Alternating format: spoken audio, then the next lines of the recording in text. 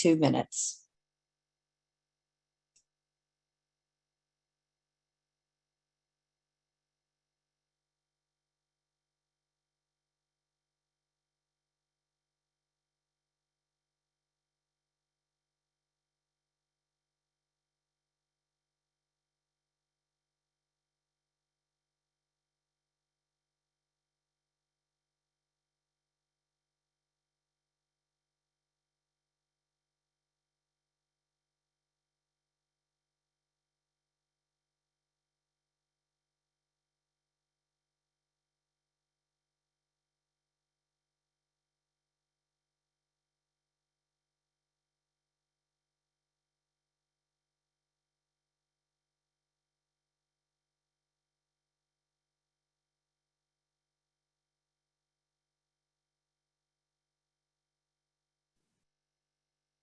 Hello?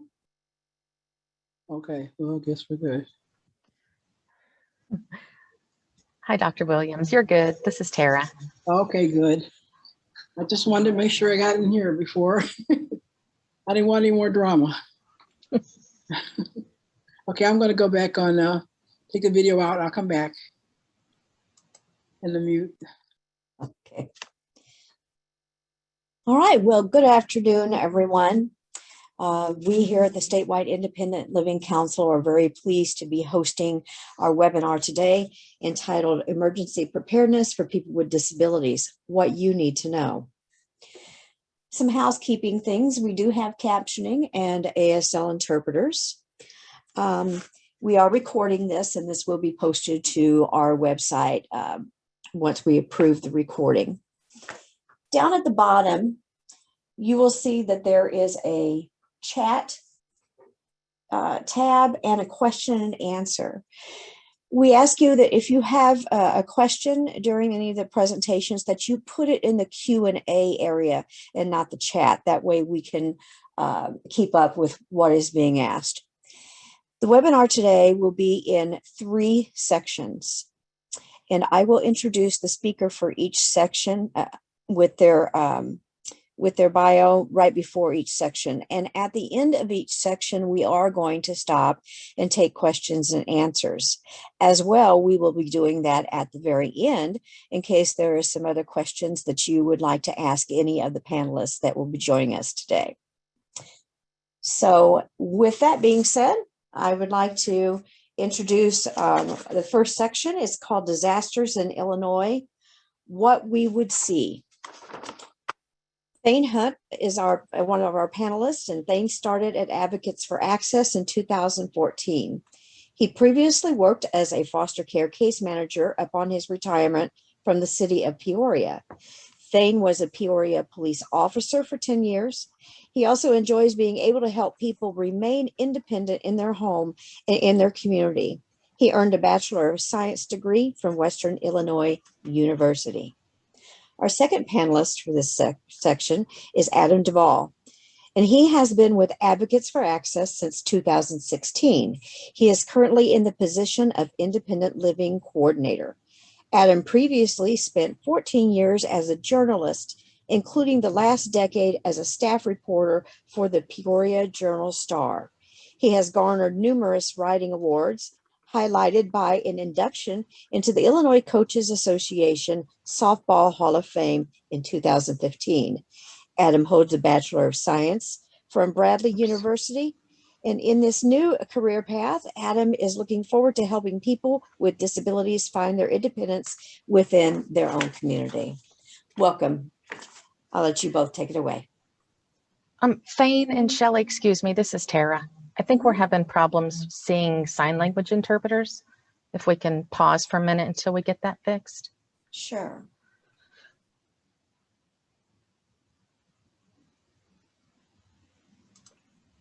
I think, Thane, if you have any ideas, I think I need to pin Tina and Missy. Yes, you also may want to make them, when you're running the PowerPoint, you may want to make them the person that they see instead of, remember how earlier we were doing the views where Yes. they could see Adam or I? I would just put the sign language interpreter there instead of, and I can't remember how you did that. I think it was by pinning while we were talking. think it was Spotlight. Yes, it was. Is everybody seeing Tina interpret now? Well, I'm seeing her. Amy Deegan says no.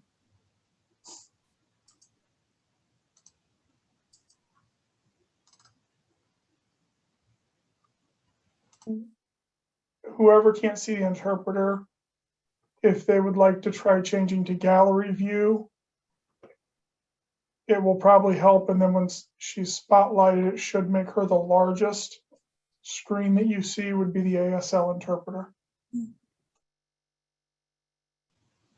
So there's Tina spotlighted, but when Tina changes to Missy, then I'm going to have to flip that too. Yes. I believe so, yes. So if I need to pause while they do their switch, just let me know. We'll pause so that they can get their switch made.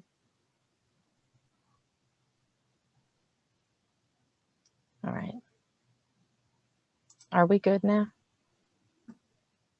There we go. I have the interpreter, but no other people. That's from Herschel. That's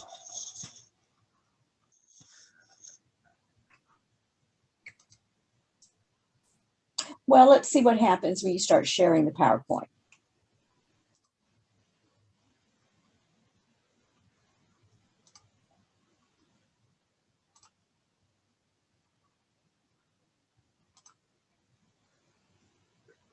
Okay.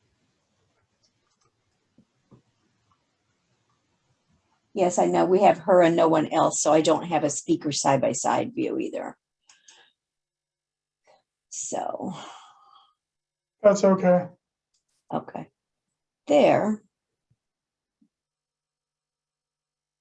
Now I All think right. everybody should be able to see the PowerPoint and the interpreter we do on our screen. Yes, and I have mine changed, so I do see you two and the interpreter and Tara and myself. All right, let's go ahead and get started. All right, my name's Thane Hunt, and I'm with Advocates for Access. And we were asked to participate in this. I've presented at IEMA conferences before and partner with our health department and do trainings for our local emergency preparedness groups, as our agency is part of those groups. And Adam Duvall sits on that panel for our agency. And with that, I'll turn it over to Adam. Hi, I'm Adam Duvall.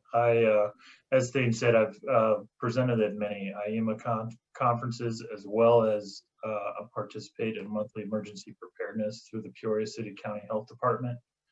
I've been involved in many full-scale exercises as well as tabletop exercises. So I'm very excited to present and take any questions that you may have.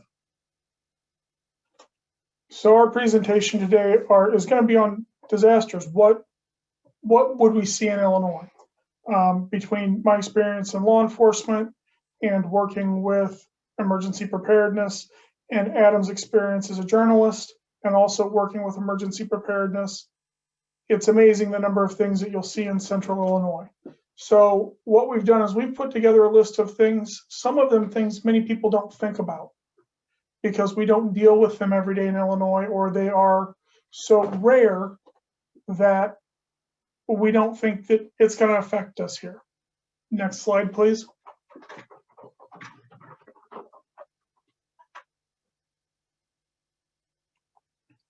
Next slide, please.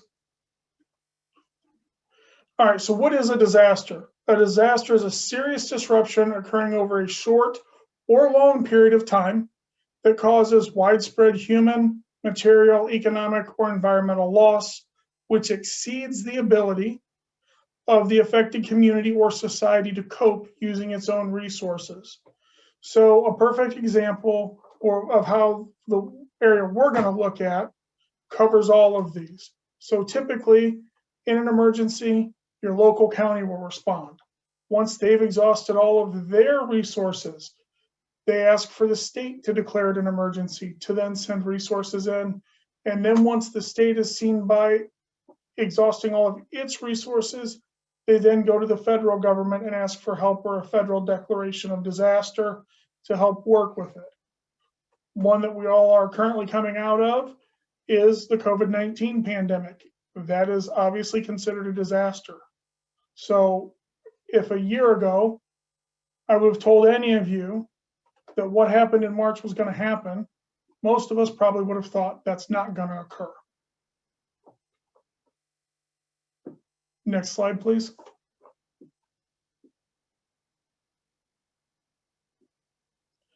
So what disasters might we see in Illinois? We have tornadoes, floods, blizzards, heat waves. We do have earthquakes in Illinois, and saichis or lake tsunamis. While rare, they do occur, typically in Michigan. And obviously this is not a end-all be-all list, but these are the more prominent ones we might see. Next slide, please. So when we look at tornadoes, I've got two slides here. The slide that you guys see on the right-hand side is actually of Washington, Illinois. About 6 years ago, Washington, Illinois was struck with a tornado that literally went through the middle of town. Now, tornadoes are not uncommon in most of our communities, but in Washington, it was a Sunday morning. Their death toll was as low as it was because many people were at church that day. Only one person died. They do credit the amount of people at church for being as safe as they were. This occurred back when I was working as a journalist, and I was actually the next day on the, at ground zero, so to speak, over in the town, and it was just absolute devastation. And yeah, it gave me a great firsthand look at what a disaster can really do. And again, in Illinois, we're prepared for tornadoes, we think mentally, but keep in mind when tornadoes come through, they don't care if it's your accessibility ramp that's torn out. They don't care if your garage is torn off and that has your only mode of mobility. So we've gotten very good at predicting them, but as you can see, they even strike in Chicagoland. A lot of people don't think of Chicago for tornadoes, but tornadoes go wherever the weather goes. We don't control them. So that's one that you need to think about preparedness for. Next slide, please. All right, in Illinois, floods are common in a lot of areas. Depending on where you're at in the state, depends on how much rain you had, but I know that my sump pump has been running nonstop, and the farmers' fields have the spring lakes in them, as we call them, from the rain, and it came down fast yesterday. The picture on the right is in Alton, Illinois, and that's a McDonald's that floods. Alton is hit by floods every year along the Mississippi, and floods happen quickly and fast. A lot of people think they can move through rapidly flowing water, and our picture on the right is going to show us that with the squad car, it was swept away in a flood. It was in one of the counties that we serve. I know the officer that was driving it. The water appeared to be shallow. It was an area that he drove regularly, and he was responding to a car, but the water was moving faster than he thought, and it lifted his car off the road and ended up moving it probably about 4 football fields down the drainage ditch before it stopped.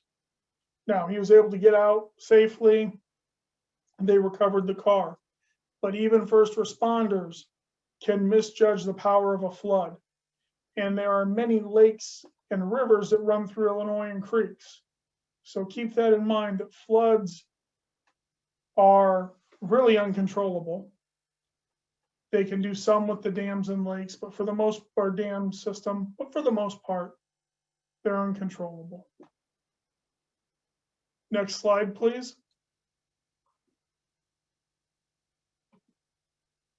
All right, Now we're going to look at blizzards. And everybody likes to talk about the blizzard of 1978, which is what the picture on our left is. And I've seen a lot of different pictures of this blizzard. When I was in law enforcement, I worked with officers that worked in that blizzard, and they were literally at a standstill, snowed in the police department, riding plow trucks to get to calls.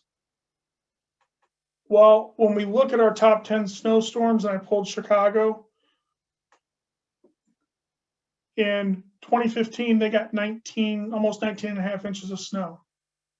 So these aren't records that are 30, 40, 50 years ago. In 99, they got 21 inches of snow. And I know downstate in 09, we had a very heavy snowfall. It actually blocked us in our house. Had I not had a teenage son and a wife who could get out the window, both our doors were drifted and snowed shut. I would have been trapped in my house.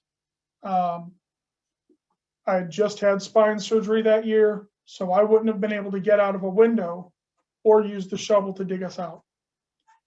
So snowstorms happen fast when they come in, but the amount of snow that they drop really makes mobility an issue for many people. Even persons who don't have a disability have mobility issues in 20 inches of snow, in 10, 12 inches of snow. If you're in a rural area like I am, the drifting can literally make the drifts as high as a person.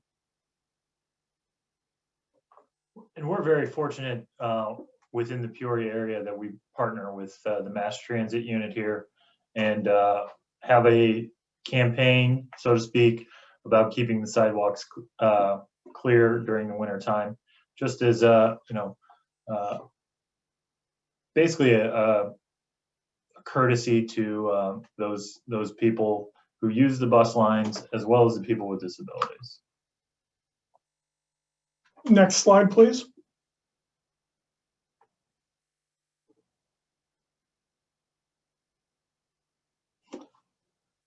When we look at heat waves, they can also be very deadly.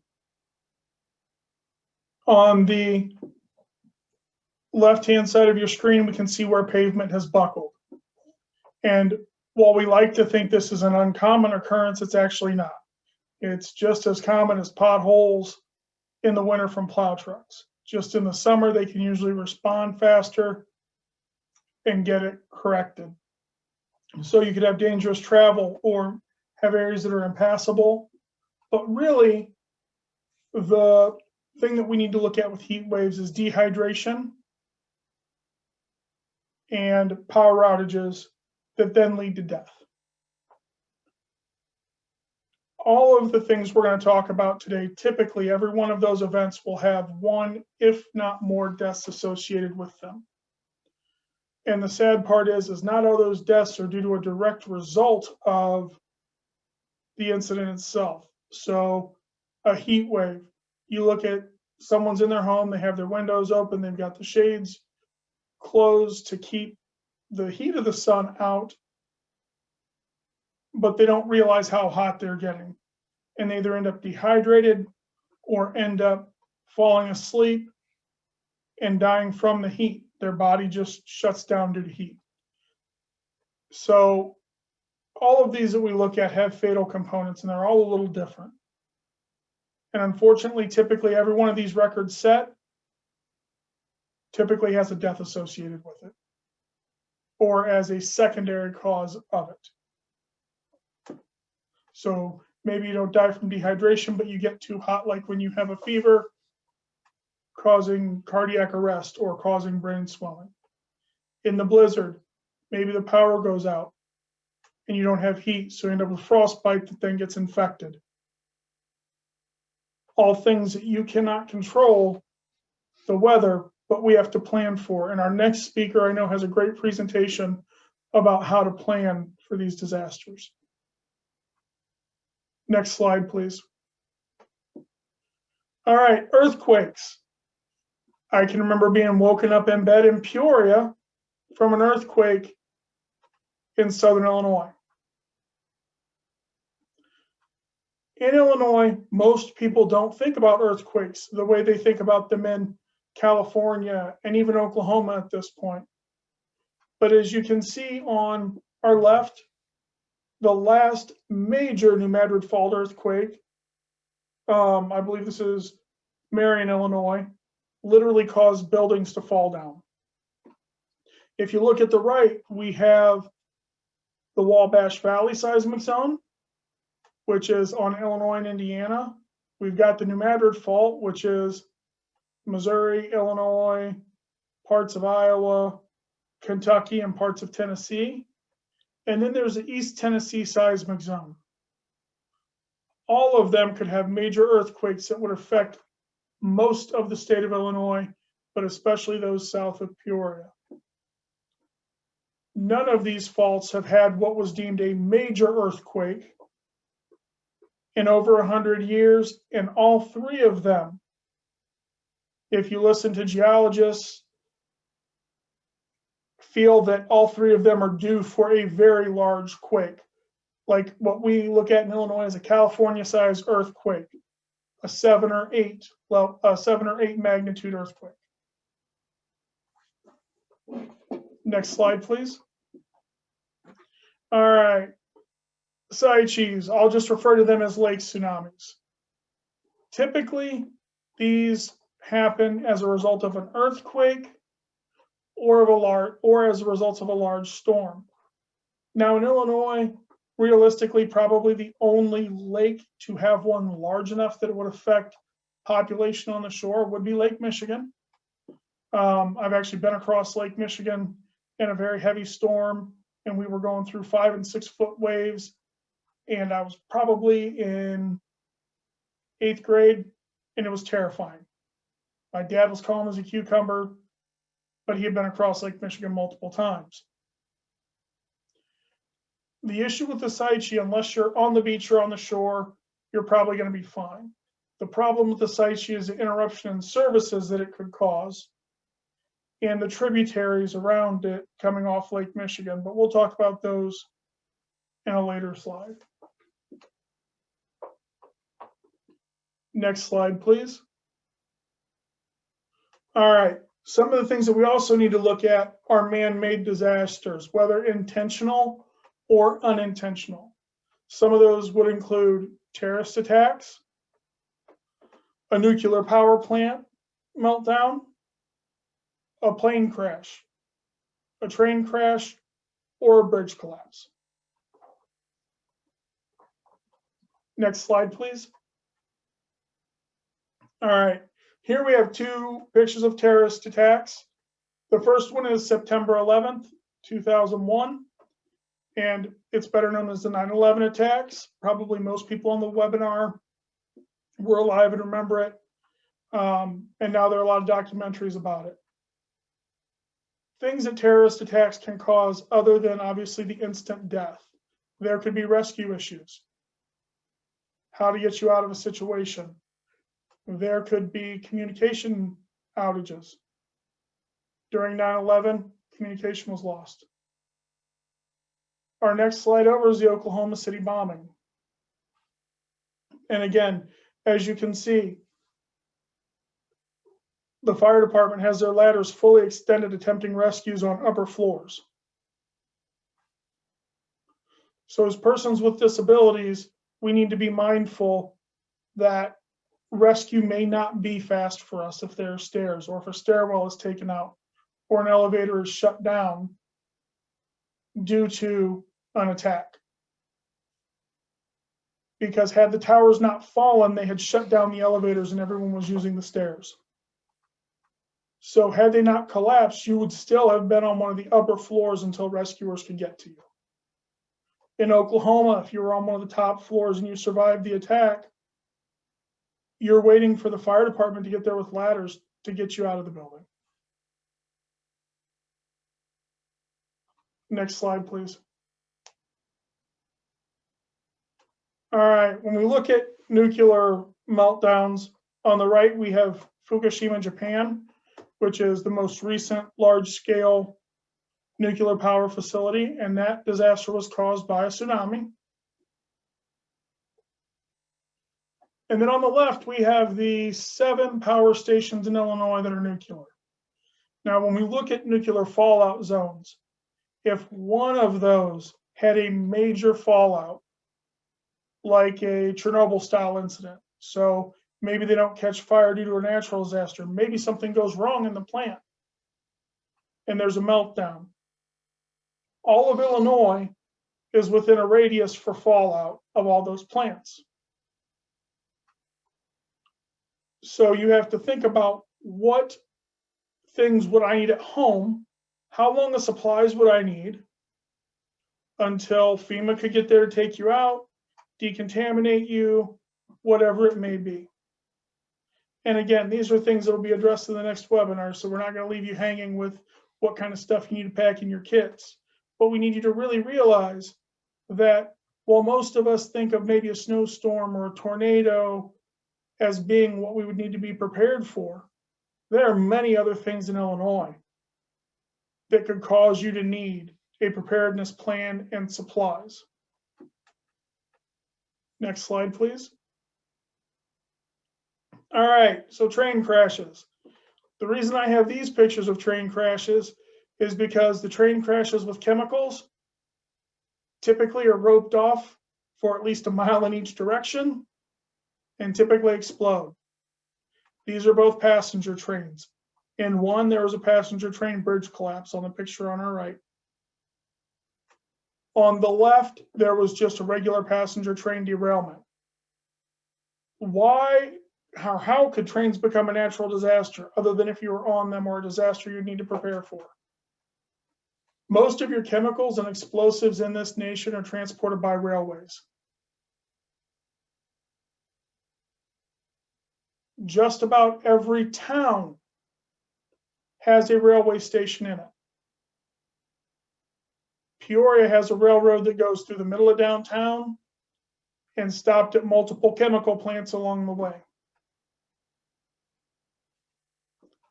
Had there been a major disaster downtown, we would have had to cordon off a mile of Peoria and then gone across the river, because the cloud fallout from those is horrible chemical fallout. If one of them catches on fire, the smoke can be toxic. And certain chemicals burn clear, typically alcohols. But the way that they're found is they'll walk towards them with a broom, and when the broom bristles catch on fire, they know they're near the fire and use the chemicals to start putting it out. So if you live in the vicinity of a train track a mile either direction, or if you have to cross a train track to get to your emergency services,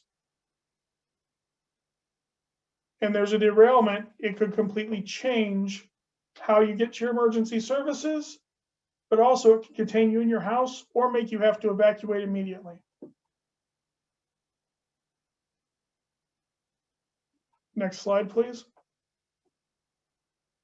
All right, bridge collapses. These are disasters that no one plans for. The bridge on the right was a bridge collapse in Illinois in the late 1800s, early 1900s. The bridge collapse on the left is the bridge that the Mothman Prophecies movie was made out of. That actually happened in Virginia, where many people died. Now, we think to ourselves, well, gee, bridges get inspected, correct? So that makes them safe because they get graded, they get repaired and painted based off their grades. Well, guess what? In Memphis, there's a major bridge crack right now that was clearly visible that should have been caught, and the inspector either neglected it or did not see it, and the bridge had to be closed. And we're talking a separation crack, not just a little crack like an eggshell, a true gap in one of the main pillars holding the bridge. And earlier when I talked about bridge maintenance, floods can affect bridges. Bridges can get closed for construction. We currently, in Peoria, there are 3 major bridges that go to East Peoria. If you take those bridges out, the next closest bridges are 10 to 15 miles away. And at one point in time, all 3 bridges had a major construction project going on them within the last 2 years. So that's going to slow your emergency time. If there's an issue on one bridge, it can cause back delays on the other.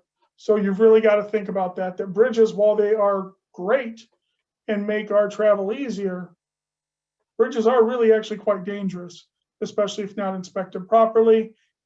Ships collide with bridges in a lot of areas down in Florida regularly. If you live in Chicago, you know about the drawbridges that go up and down. They can get stuck up, they can get stuck down. Next slide, please. All right, communications. So I talked about it a little bit earlier during 9/11, but communications are typically the first service that is lost in any disaster. Whether it's an ice storm, whether it's a snowstorm, most of your phone cables are thin. Most of your cell towers can get blocked up by ice. So when we look at any of the disasters, for the most part, that we've looked at previous, communications go down. So you've got to think about what's your plan to communicate. If you're supposed to meet a loved one someplace, if you're deaf or hard of hearing, and you use FaceTime or relays to communicate, if your internet and phone line are down, what is your next option to get a hold of your emergency services or your people in an emergency?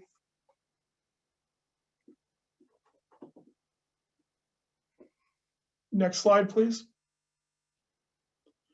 All right, supply chain disruptions. Again, recently, the picture on the right is the ship that got caught in the Suez Canal.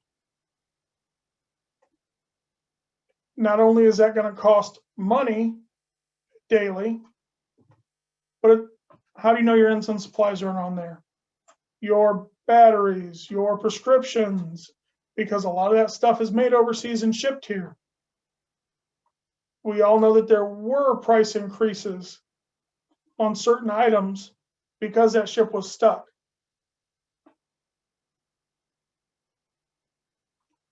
The one on the left is a disaster when a warehouse was taken out by a tornado, and it was one of the larger warehouses in that area. It could no longer get supplies out to people. So you have to think about your supply chain disruptions when you think about what you need for your planning kits or what kind of things to keep. Next slide, please. All right, lack of services. So there are multiple pictures here. One of them is Katrina with a senior who obviously needed services, and there was no one there but the National Guard to provide them. I know FEMA just did a large webinar 2 months, or not, within the last 2 months, on personal assistance for persons with disabilities, so that we don't have non-trained people trying to assist those who need help. Fresh water is going to be an issue. Power, phone, food. Remember, we go through the step process of activation on getting help to us. So the county has to declare it and be out of funds. The state has to declare it, and then the feds have to be activized, or FEMA. And they say 72 hours is typically the fastest that the federal government can get there. I know that our next speaker has had experiences with hurricane relief. So the services aren't going to be in place right away. Now, we learned a lot from Katrina, and we've learned a lot from other natural disasters to be able to speed that up.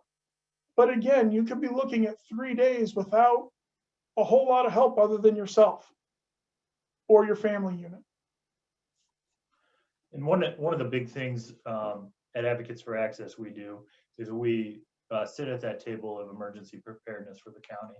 And within these exercises, either a full scale or tabletop, we make sure first responders think outside the box. One example is we had an exercise where it was simulated a plane crash. And so a bus showed up to pick up all the victims, well, there were a number of wheelchair users and they didn't have an accessible bus. That's one thing that we kind of joke with the county now about, but back then they were, you know, caught with their pants down when they had no way to transport these wheelchair users. Another example is we had a tabletop exercise where it was a chemical spillage within a high volume population area that included commercial and residential. And they wanted to go give a press conference. And so they gave a press conference, and we had an ALS interpreter on hand, and she got up and utilized American Sign Language to vocalize her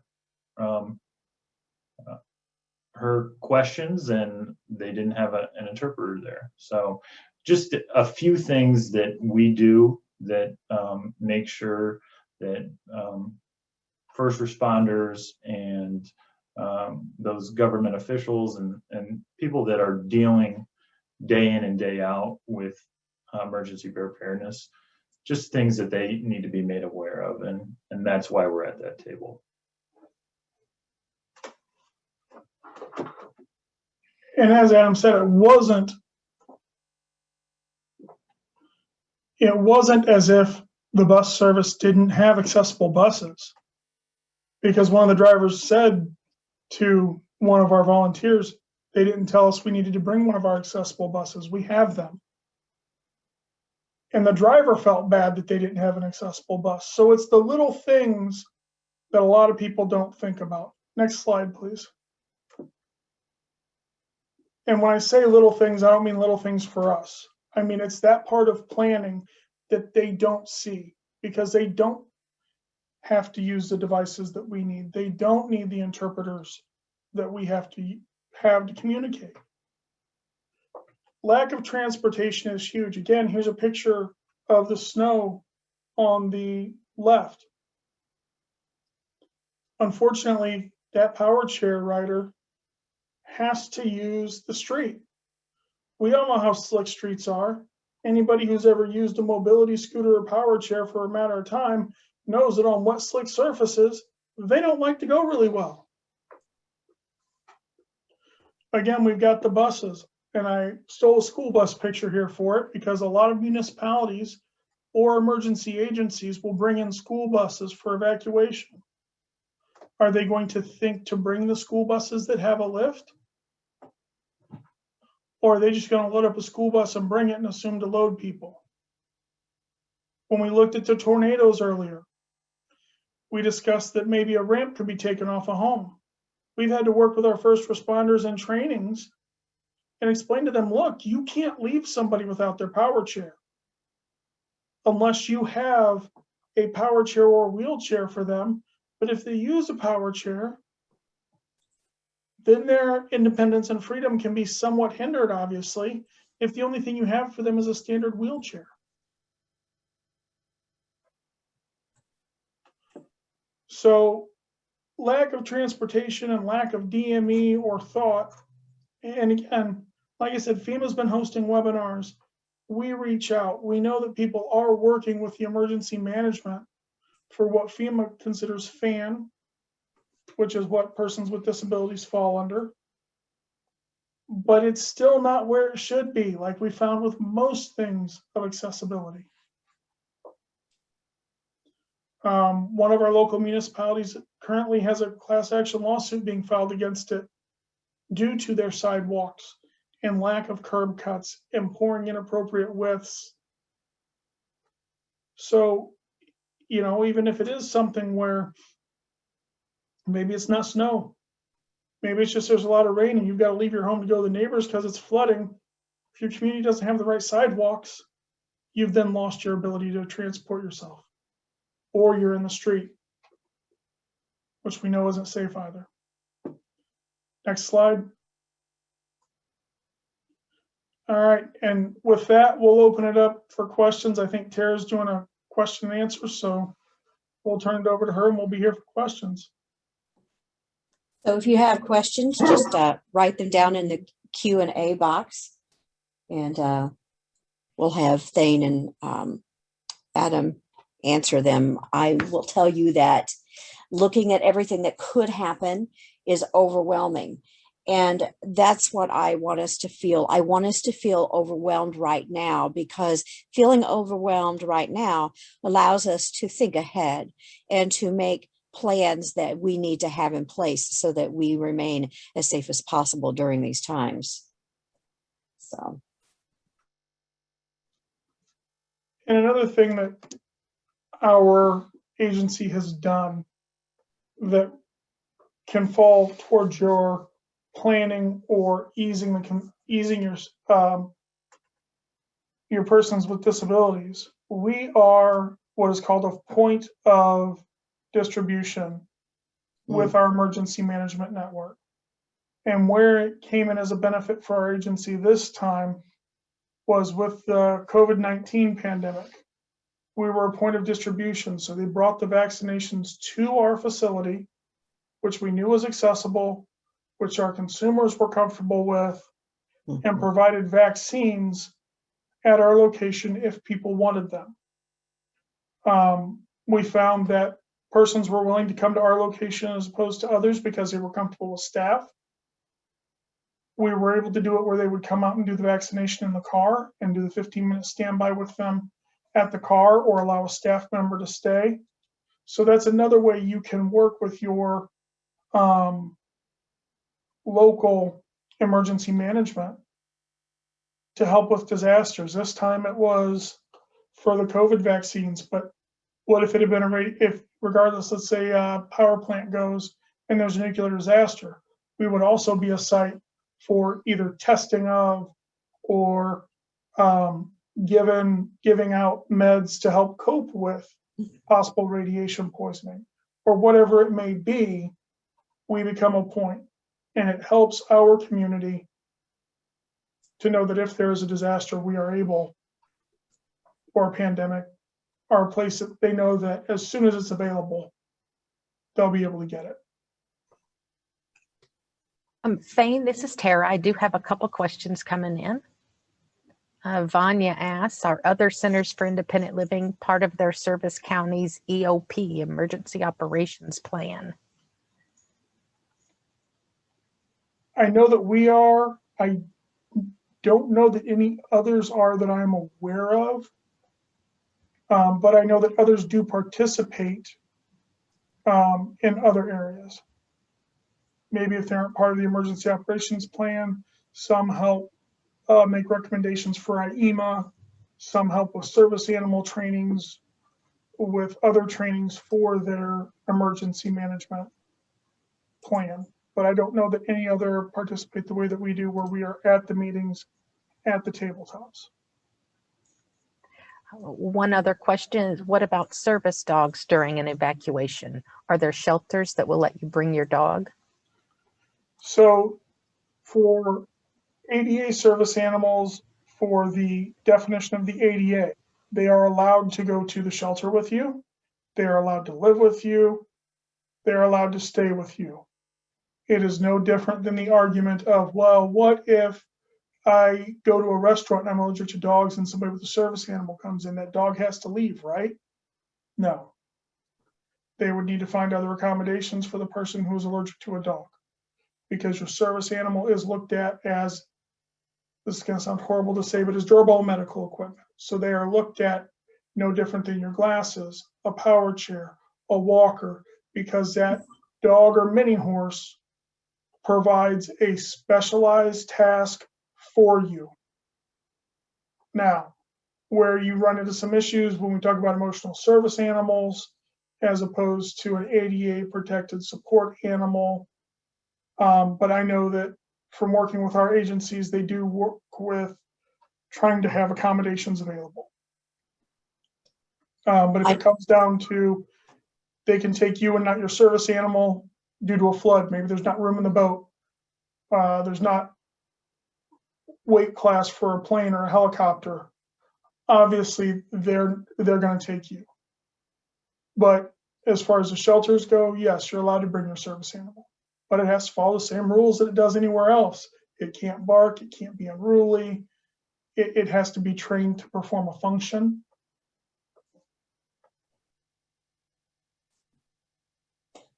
All right, we'll see no further questions at this time. We're going to move on to part 2. Now or never emergency planning. Our presenter for this portion is Vanessa Harris. She is a licensed engineer and artist with a disability. Harris has 35 years of engineering experience and has won 10 awards in the science, technology, engineering, arts, and mathematics fields. Ms. Harris has always enjoyed solving problems and now focuses on solving issues as diverse as emergency planning, accessible car buying as a wheelchair user, and mask wearing for individuals with autism. She covers each subject clearly with her unique sense of humor. And with that, I'm going to turn it over to Vanessa. Thank you, Shelley. Hello, everyone. My name is Vanessa Harris, and I'm a licensed engineer in Illinois and Texas. What I'm going to present to you today should help you plan for disasters and emergencies, perhaps save your life and those of your loved ones and your pets and service animals. Next slide, please. I will present a lot of information to you today, and rather than have you try to write furious notes, please note this link, fund4.info/emergency plan, which you can refer to after the webinar. It is on my website, and you can sign up for my newsletter and find out not only that, but all kinds of fun things for persons with disabilities. Next slide, please. Today, I'm going to cover 4 major items: disaster planning, household emergency planning for power outages, water shortages, freezing and bursting pipes and fires, natural disasters, including tornadoes, floods, blizzards, heat waves, earthquakes and seiches, and finally, man-made disasters, including terrorism, explosions, hazardous materials incidents, and nuclear power accidents. Okay, you have a disability, one that restricts your mobility. There are many things you can do, but a lot of these things take time. You may or may not have time in the event of an emergency. For example, say you use a wheelchair and you are visually impaired and there's an emergency that requires evacuation and quickly. What do you do? The question is, what should you have done to prepare for this moment? Next slide, please. Let me give you an example. When I was planning recently, I went to the Chicago Mayor's Office for Persons with Disabilities site. Next slide, please. To see what to do about an emergency. As you can see, there is an emergency preparedness link to the right where I placed the yellow arrow. When you click on that link, next slide, you find a broken link. If I were in an emergency, this would freak me out. Fortunately, there is another link on the same page, next slide, which I have circled the link in yellow. This one says emergency preparedness also. So you click on this link, this is what you get. Next slide. You get links to several services that work. These will help you sign up to get notified in case of an emergency that's notified Chicago by text. That tells you things like when there's a flood, when there's a city accident, when there's a disturbance in the city, when there's a tornado, things like that. The next link, Smart 911, tells is a link where you can contact 911 in advance by the internet and let the dispatcher know what your unique needs are. It's called Smart 911, and it's available in many communities. You should find out if it's available in your community right now and sign up and tell them what your unique needs are. There is also a link to the US government's emergency planning site called ready.gov. Next slide, please. This part of the page shows a link for planning for the deaf and hard of hearing. That's the illinois.gov American Sign page. Next slide, please. Okay, this part of that page takes you to the Illinois Deaf and Hard of Hearing Commission's ASL page, specifically for emergency preparedness. See the yellow arrow. Next slide, please. There are many ASL videos for ASL planning, but when you click on them, you get video coming soon. These videos have been up there like that for at least the last 3 months. I called that agency and I told them, and they said they would take care of it, but it's still, I checked today and it's still like that. But don't freak out. Those videos are there. That's why you need to plan now, because if you click on it, it does play. This is another reason you need to do your research and planning in advance. You don't want to have to improvise in an emergency. Next slide. One time when I had to evacuate, I became separated from my wheelchair. When I tried to get it back, it had disappeared entirely. I was told later by a physical therapist that there is a black market for suitable wheelchairs. All of this could have been avoided had I been prepared. I should have known better. I'm a licensed engineer who knows how to plan for contingencies. Disaster plan requires that you put together a good support network, build emergency kit, I'll get to that later, have an evacuation plan, make sure you have considered children with disabilities or sensory issues, and what you need to do about your pets and service animals. And finally, don't forget financial preparation. All of this planning is addressed in more detail on my site at fund4.info/emergency plan. Next slide. Planning for specific disabilities will be addressed next. Next slide. Number 1, if you are deaf or hard of hearing, make sure you have pen and paper to communicate with someone who does not understand sign language. 2, for the blind or low vision, mark emergency supplies with braille labels or large print. 3, for a speech disability, plan how to communicate with others if your equipment is not working, including having laminated cards on hand. Number 4, if you have a power wheelchair, have a lightweight manual chair available as a backup.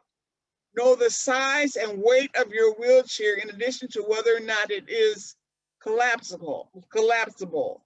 And finally, for sensory sensitivities, consider handheld electronic devices, headphones, and comfort snacks. For those with disabilities, here are additional items to keep in your emergency kit.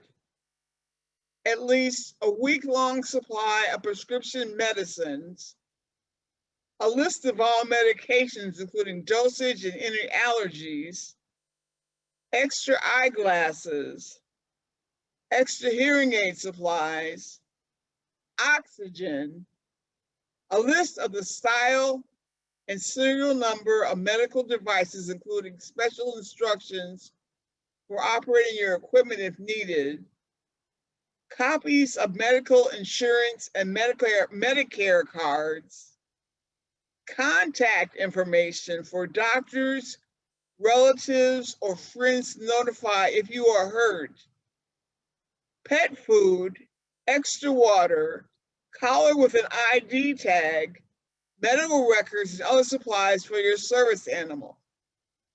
I know I have thrown a lot at you. Just remember to go to that link that I keep repeating, fund4.info/emergency plan. Next slide, please. Next, I will be talking about planning for household emergencies, including power outages, water shortages, freezing pipes, and household fires. Next slide, please. For these emergencies, you should have flashlights, not candles, fresh batteries, a battery-operated clock radio, a fully charged cell phone, non-perishable foods, water, 1 gallon of bottled water per person per day if you have no electric service. If your home uses groundwater, fill a bathtub of water for sanitation use. You also need local maps and blankets. Next slide, please. Household fires happen every day and can be disastrous for you. Here are 4 things to consider in planning for prevention and fires. Number 1, make sure you can get through the doorways, especially if you are in a wheelchair, and if you need a ramp, you can get to it for emergency escape. 2, practice your fire escape plan with your family and neighbors. 3, keep a phone by your bed and be ready to call 911. Number 4, contact your local fire department and explain your unique needs in advance. Once again, let me reiterate, see if you have smart 911 in your area. Next slide, please. Next, I will be talking about natural disasters. I have been through several emergencies myself, and unfortunately, I wasn't prepared for some of them, and I suffered losses as a result. For example, I've had to evacuate without an emergency kit. I drove over 100 miles to avoid a hurricane, and I almost ran out of gas, and I had not had access to my medication. As a result, I put myself in harm's way when I wasn't aware of my own health situation. Natural disasters can occur at any time, and you cannot respond unless you have a plan. Each region and each person's needs are different. So you need to have your emergency plan and a kit in advance. I have identified on my site information links to plan for tornadoes, floods, winter storms, extreme heat, earthquake. And I want to let you know there will be a drill for the entire central United States where you will learn to take care of yourself during an earthquake. It's called the Drop, Cover, and Hold On drill. It will be held on October 21st, 2021 at 10:20 a.m. Central Time. Everyone is encouraged to sign up and participate in the drill. It's going to be a fun way to practice emergency preparation, and it's going to be for people of all ages. The last natural disaster is Seychelles, which is a lake tsunami, and they do have them in Lake Michigan. On my website, you can go here to get all the information you need at fund4.info emergency plan, and you can get the links to get emergency kits for all of those emergencies. Next slide, please.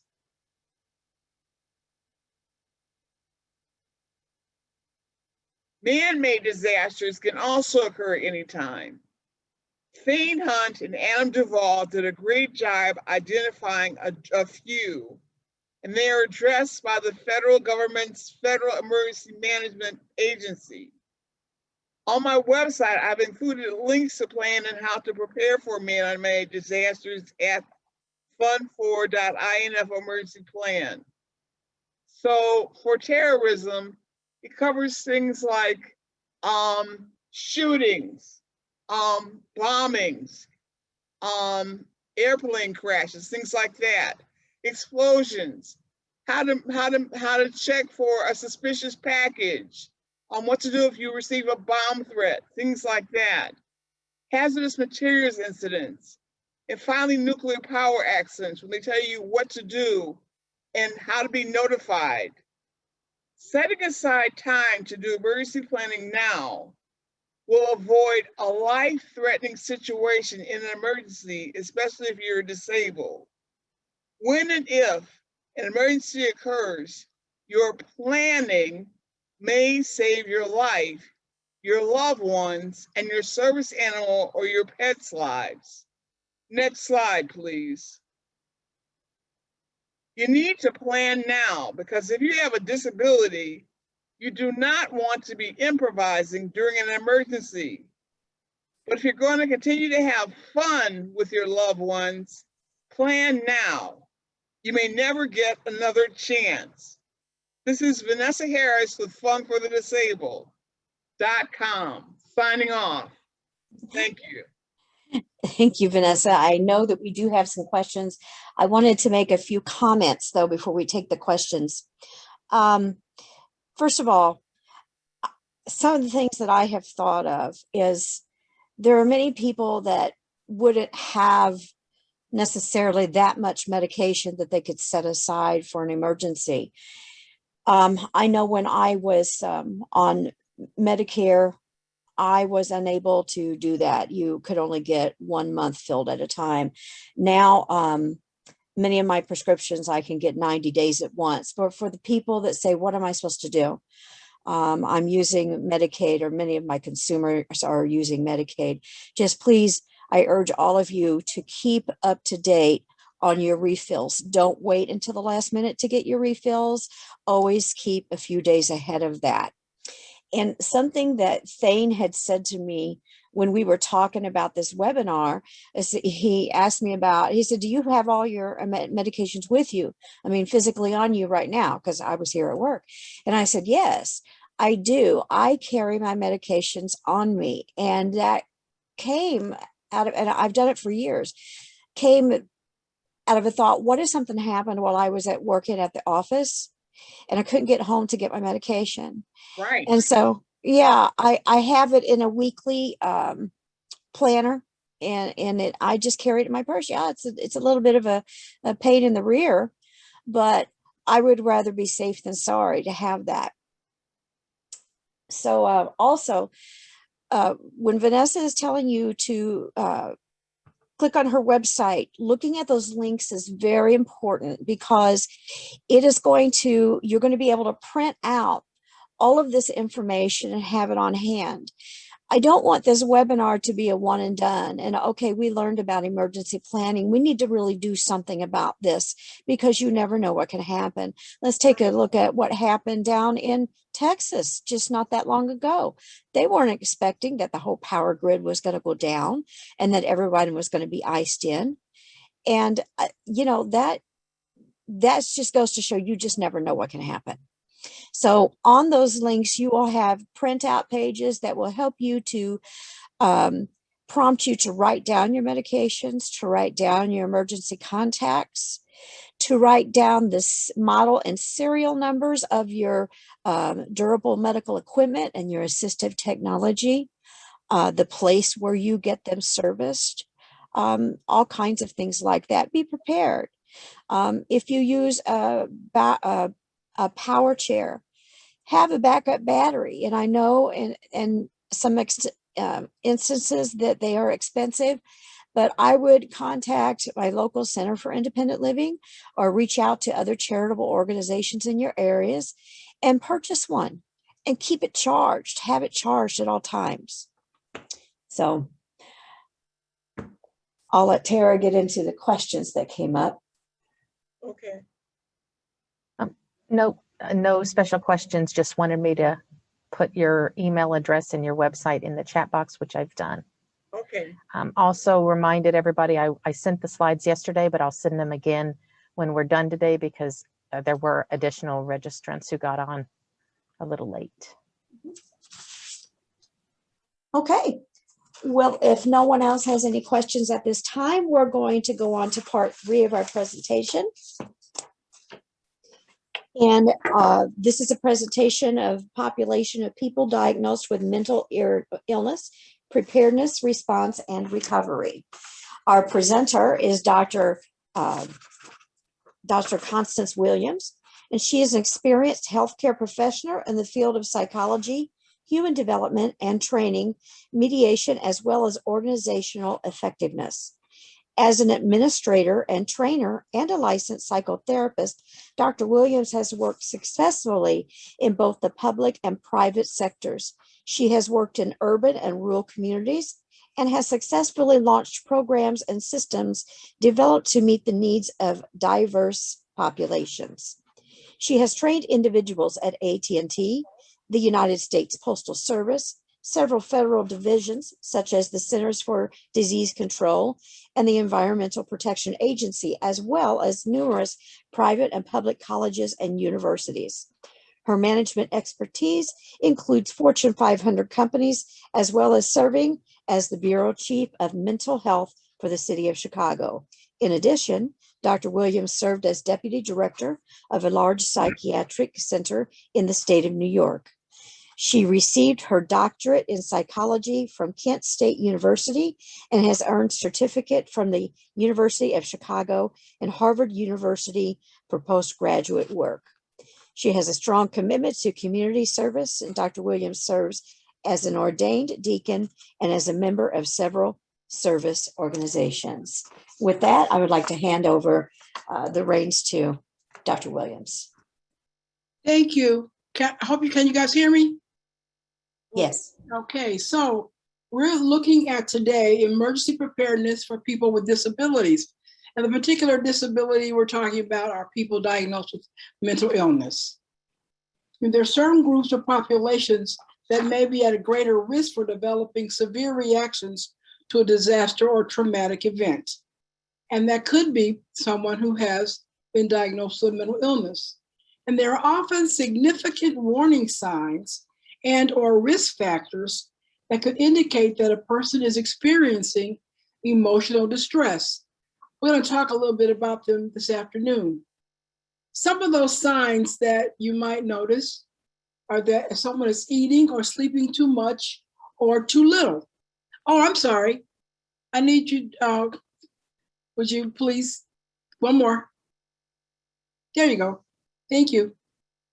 Pulling away from people and things, having little or no energy, having unexplained aches and pains, feeling helpless, feeling hopeless, excessive smoking, drinking, or substance use. The signs could include someone worrying a lot of the time, feeling guilty but not sure why they feel that way. Someone could have thoughts of hurting someone or hurting themselves, or having difficulty readjusting to life before the event happened. Next slide, please. Some other behavioral health reactions could be that a person has difficulty concentrating. The person could be hypervigilant, that they're on guard all the time. Even for the smallest things, they're on guard. Someone could have a numbness to feeling anything. They can feel easily frustrated, have anger issues, or be withdrawn. Next slide, please.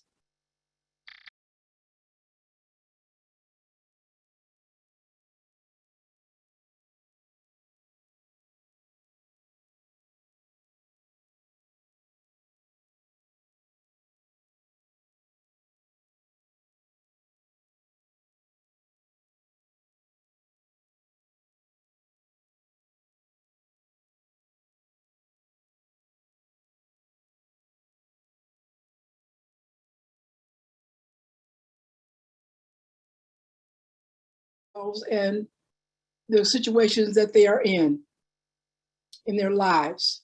We want them to feel calm as much as possible. We want them to feel that they have self and community efficacy, that there are things that make them feel good, the effects of the community and the things of them that are around their own self-esteem, that they feel fine with that. We want them to have a sense of connectedness with you as the person working with them or with their community, with people around them. We want them to have a sense of connectedness, as well as it's important that we help them have a sense of hope. Next slide, please.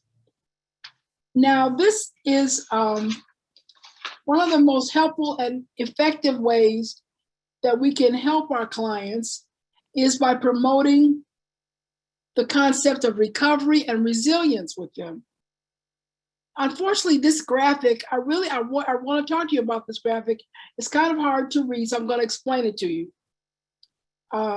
It's an excellent illustration of these concepts for resilience and recovery. So I want to think of this as a sandwich. And the base of the sandwich is self-care, because everything rests on that base for the client. Inside the sandwich is the meat, and the meat is 3 parts. The first one is creating a safe environment. We want to help the client feel that they are existing in a safe environment. The second thing we want them to have is we want to teach them how to build relationships and connectedness.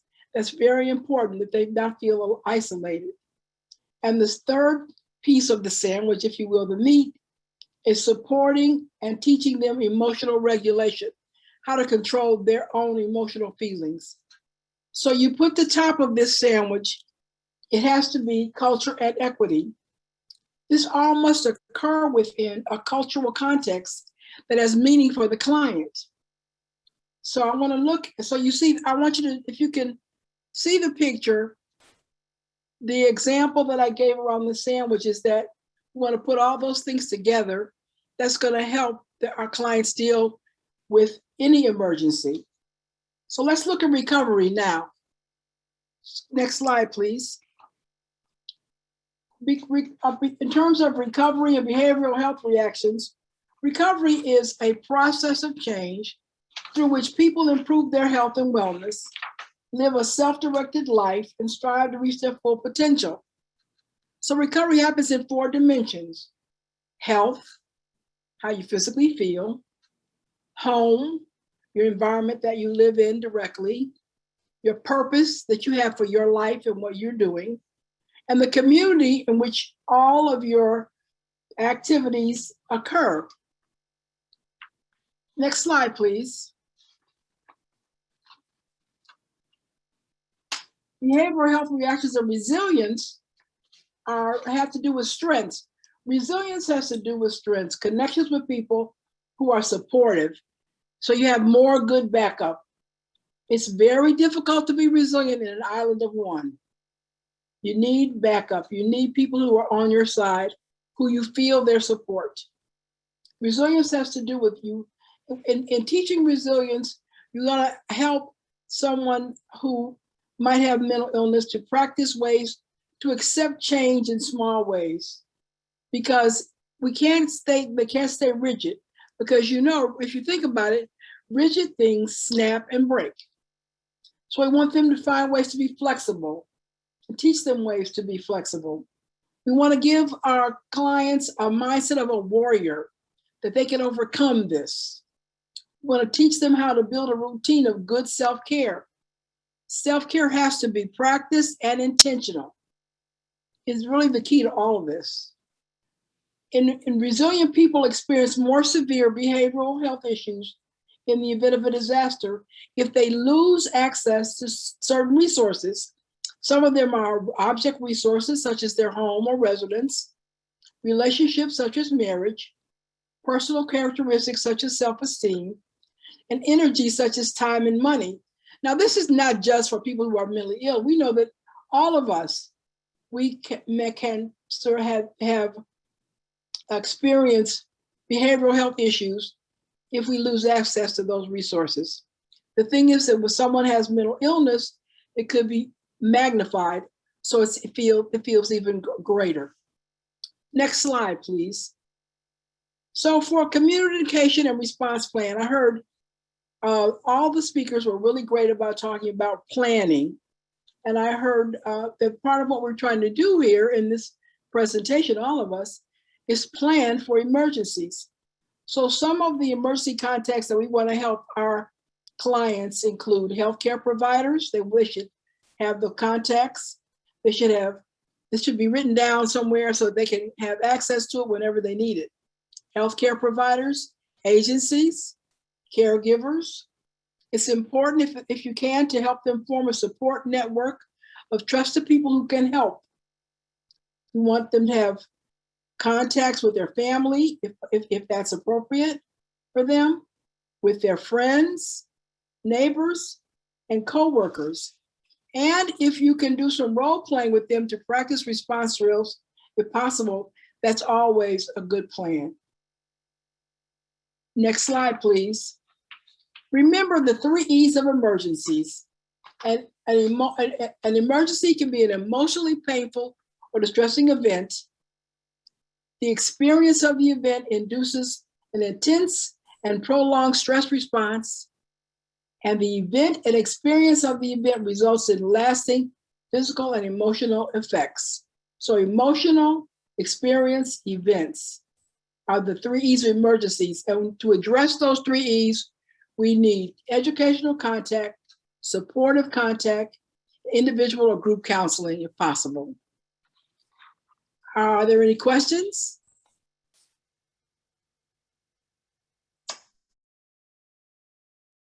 Well, seeing no more hands raised, does any of our presenters have any last thoughts that they want to share? When you look at preparedness, Shelley, I think one thing that a lot of people really don't think about, and it's something that you and I both do. I bring all my maintenance meds to work with me every day. They go in the car with me. They live in my car except when I'm in the house. And it's not so much because I might forget them, but like Vanessa shared, when she was evacuating from a disaster, she didn't have her meds with her. And that way I have the meds that I know work for me. I'm not having to try to substitute with a different blood pressure medicine or diabetic medicine. I know the ones that I have work for me and work properly. So that way you're also not risking getting maybe all insulins work for everybody. So if you have your own, you know that yours is going to work. Yeah, I second that. I don't want anybody to make the same mistakes that I made. Please learn from my mistakes. That's why I share them with you. I'm not going to make those mistakes anymore. And I've also contacted Smart 911, and they also know which medications I take. Shelley, I believe Taylor Sweeting has a comment or a question. Okay, go ahead, Taylor. You also need to unmute on your screen. There you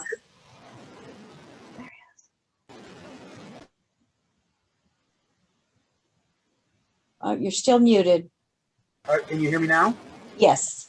Perfect. This question is for Vanessa. How do I check if Smart 911 is in our area? How do you check for that? Okay. One easy way to do it is,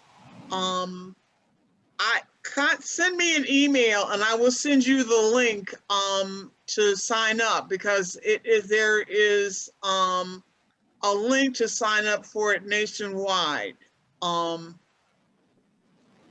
So you have my email in the chat box. Contact me and I will send you the link, okay? And anybody can sign up for Smart 911, correct? Well, I think it is a nationwide program, but some communities don't have it yet. But you need to check. Okay. So, but you should be able to find out by signing up. Okay, perfect. I will Okay, email you. Thank you. okay. Thank you. Now, Thane, isn't, we have an emergency management contact person in every county. Should those of us with disabilities that may need help in evacuation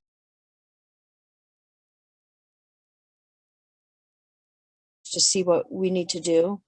Yes, I think there's nothing wrong with contacting the emergency manager or reaching out to your Center for Independent Living to find out who they want to be the point of contact. I know in our area, there is a system if you choose to do it with 911, like Vanessa has Enhanced 911, where they can keep information in dispatch in case there's an emergency or attach it to a digital file for you.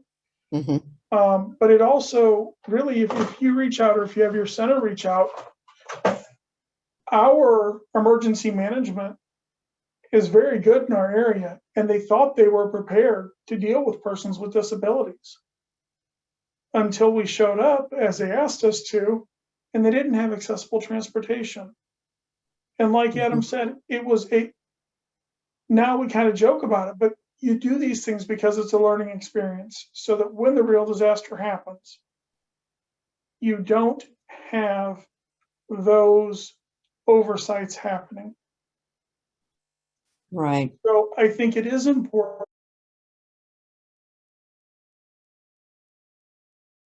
Center for Independent Living, that they start partnering with our ASL interpreter that stood up and started asking questions in sign. Now she's at all their briefings because it was not something they had thought about.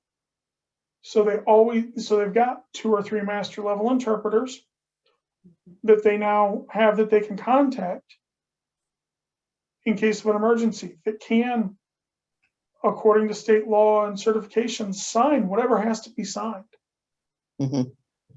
And you don't end up with a situation where we've seen in the past probably 4 to 6 years. I know one time it happened to a sitting president where an interpreter really wasn't interpreting. So we have to reach out. We have to be our own advocates. And that's one way that's very easy to advocate. And I think that most will find that your emergency managers, your emergency personnel really do enjoy working with the community and really want our input because they realize we're on how to do something. How do you know to do it? I know I had received word here at SILC that IEMA, Illinois Emergency Management, was going to be having a tabletop drill about an earthquake. And so myself and Megan Norland from the Illinois Networker Centers for Independent Living, we invited ourselves to it.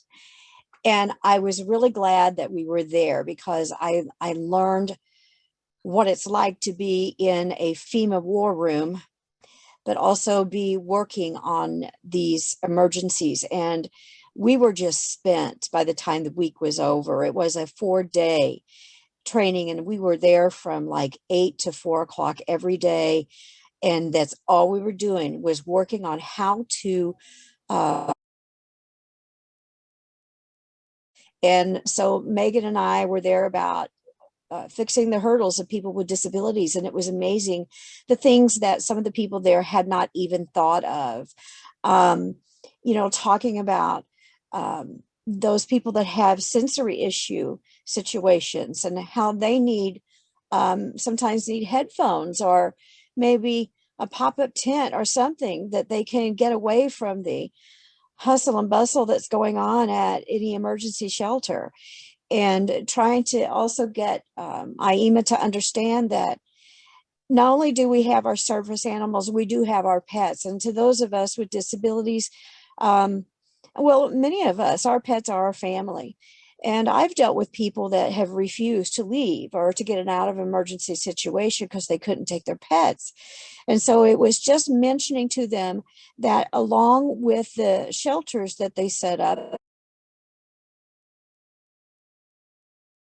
shelter or another area where the pets could be housed and taken care of, and the person knew that their support animal was safe, even though they couldn't bring it into the actual shelter. So I would encourage everyone to get involved with emergency planning. Just invite yourself, be rude, say, hey, I want to help out because I think that I have some important information to share. If you will go on the Illinois Emergency Management website, the IEMA website, there is a link. If you'll just link around that website and look around, there is a link that brings up a list of the contact person for disaster preparedness in every county in Illinois. So I would urge you to take a look at that and print out that list so that you have your contact person. So. Also, when you're planning,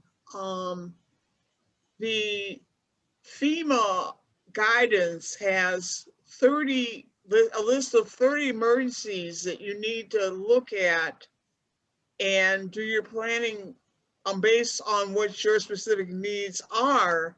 Mm-hmm. And that has been updated up through March of this year because of COVID. So it even gives guidance on what to do if you need to go to a shelter, even if you have your pet, and what to do about that. Yeah. Vanessa, a question has come in for you. It says, Okay. Vanessa spoke about an emergency preparedness mock event in October. Where will this event take place at, and how can we access the information about it? Okay, go to ready.gov and click on the link under earthquakes.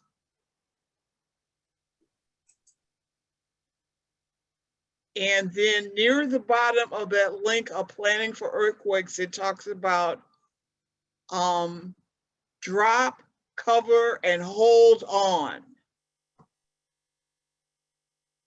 And I want you to know that it's the entire central United States is going to be participating in that drill. And I think the most of the people that signed up are from Illinois. About 75% of people who have signed up so far for that drill are from Illinois. Not surprising with all the seismic zones we're sitting on top of. Yeah. All right. Well, I'm Shelley Richardson, the director of the Statewide Independent Living Council, and myself, along with Tara, we want to thank you for participating today and being very patient with our problems that we have with Zoom, and we will strive to do better at our next webinar. You will be able to access the recording of this webinar on SILC's website within the next few days. Also, like Tara said, she will be sending out the PowerPoints also again for all of you. So thank you very much and have a wonderful rest of your afternoon. Thank you. Thank you. Be safe, everybody. Thank you. Thank you, everyone. Bye-bye. Bye.